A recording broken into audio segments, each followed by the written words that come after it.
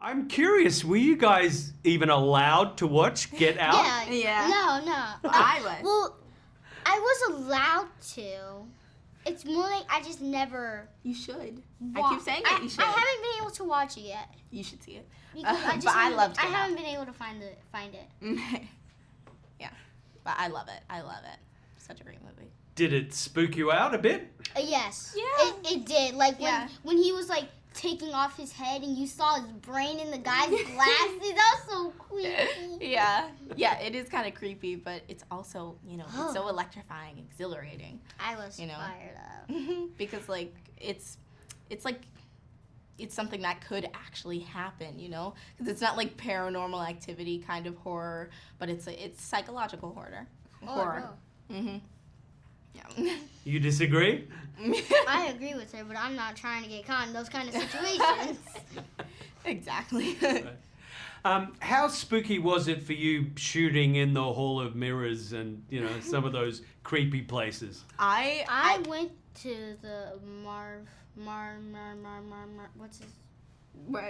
I forgot. Okay, well, I went through the Hall of Mirrors. That too. same one on set. And it was pretty spooky, It was creepy. I definitely some of the stage managers were still trying to like drag me in there, and I was like, what's gonna pop out or something? So that was really spooky. One of those stupid things that just popped out. Yeah, like the owl. That scared me. Stupid. It really scared me, but it was a lot of fun, I can imagine. Yeah. You can't really say definitively because you're too young, but how do you think Jordan Peele has changed the way that horror films are made? Right. I think that he definitely makes horror films that you wouldn't know what to do in those circumstances.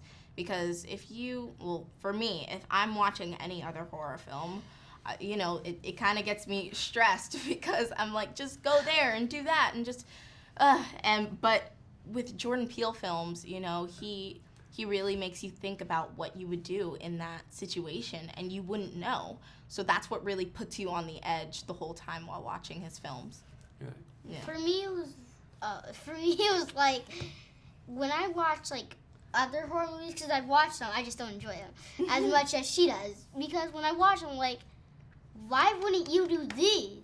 But when I was filming this, I'm like, we couldn't have done that unless we would have got killed. Right, yeah. Because now it's not like, oh, you could have just done that and saved yourself. It's more like you only have so little options.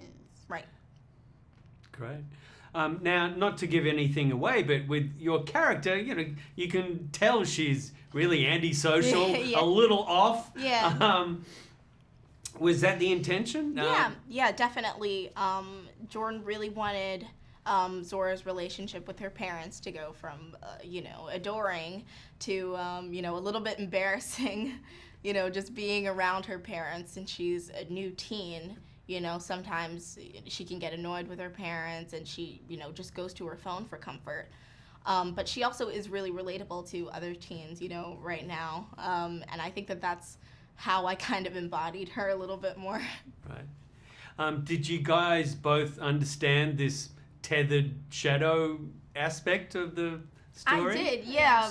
It was a little bit easier understanding, the meanings of all of it, from Jordan, because, we would talk with him before we would do a scene, and then he would tell us how he wanted the scene to portray on the screen.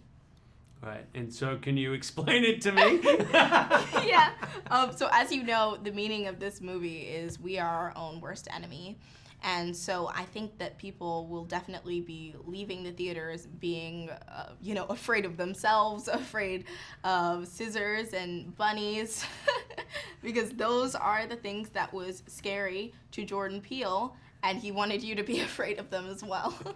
Like when people say, listen to your heart and not your mind, now it's like, I don't know which ones to listen to. Right, yeah.